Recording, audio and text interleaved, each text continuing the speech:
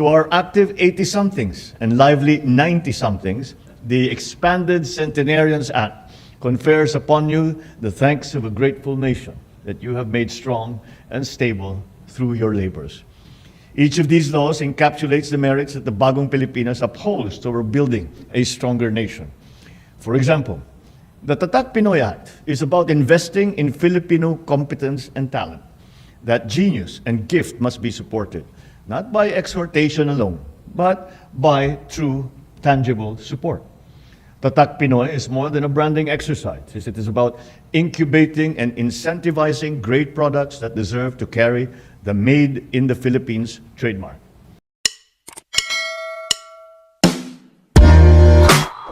First to be enacted is Tatak Pinoy Proudly Filipino Act.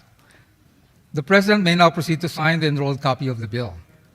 Upon the President's signature, the harmonized version of Senate Bill number 2426 and House Bill 8525 shall be known as Republic Act 11981, entitled An Act Mandating the Formulation, Funding, Implementation, Monitoring, and Evaluation of a Comprehensive Multi-Year Tatak Pinoy Proudly Filipino Strategy, establishing a Tatak Pinoy Council, appropriating funds therefore and for other purposes.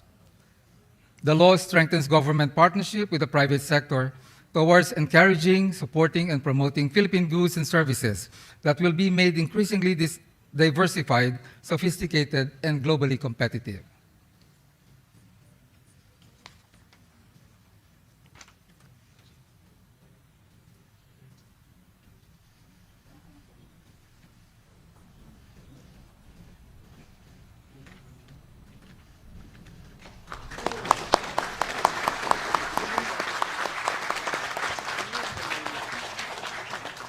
Thank you, Mr. President. And the second measure to be enacted is the amendments to the Centenarians Act of 2016.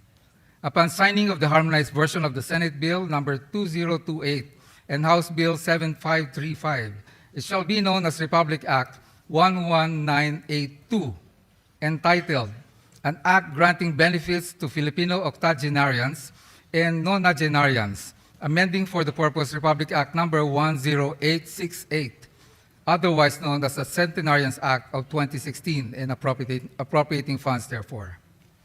The law grants senior citizens aged 80, 85, 90, 95, and 100 years old, whether residing in the Philippines or abroad, certain monetary benefits indexed to inflation.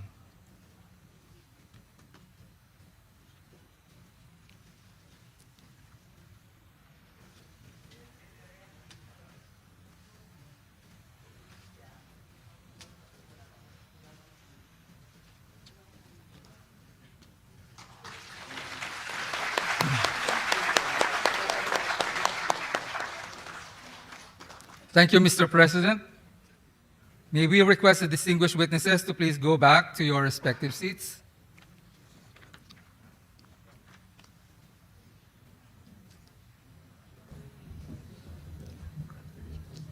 At this juncture, may we invite Executive Secretary Lucas Bersamin to please introduce our keynote speaker. Ladies and gentlemen, the President of the Republic of the Philippines, His Excellency Ferdinand R. Marcos Jr.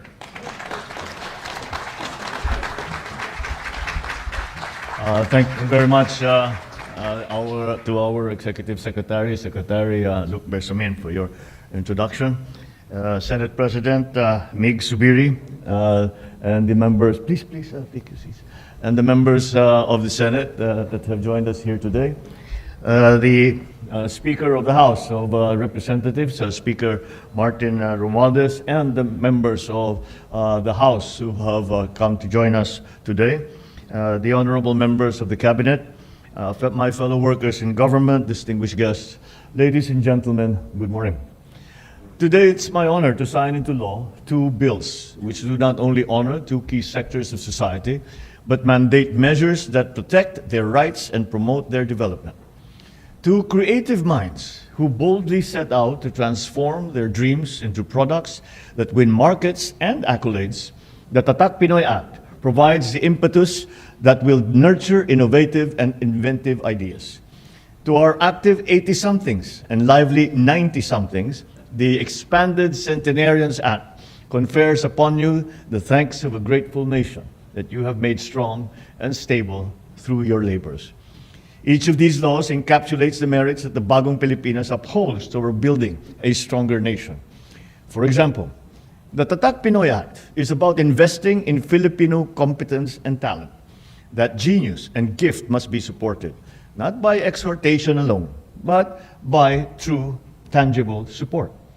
Tatak Pinoy is more than a branding exercise. It is about incubating and incentivizing great products that deserve to carry the Made in the Philippines trademark. It's not about simply slapping labels on goods and services, but showing their provenance proudly, that they are Gawang Pinoy.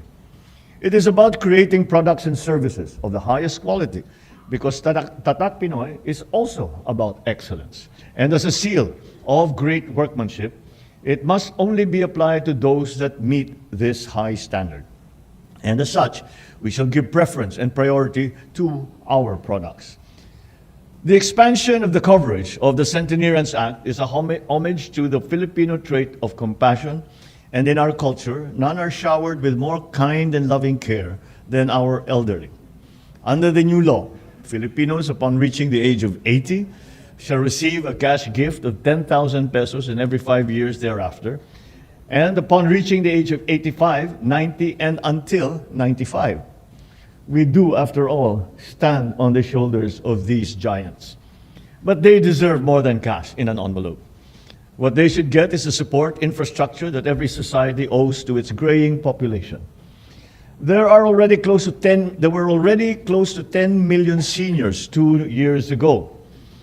And there are many of us here who have already crossed that Rubicon line. That's why we might be suspected of having passed this bill for ourselves in preparation for our dotage.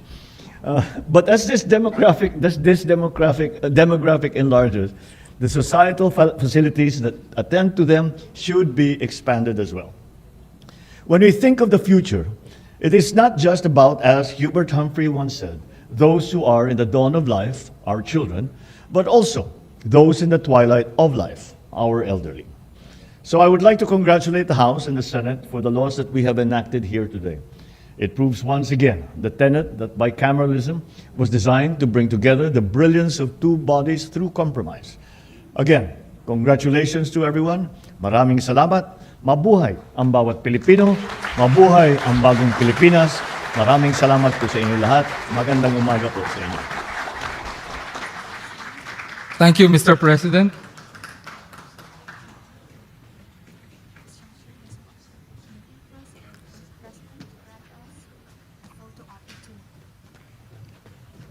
At this juncture, may we request our President to please grant us a photo opportunity.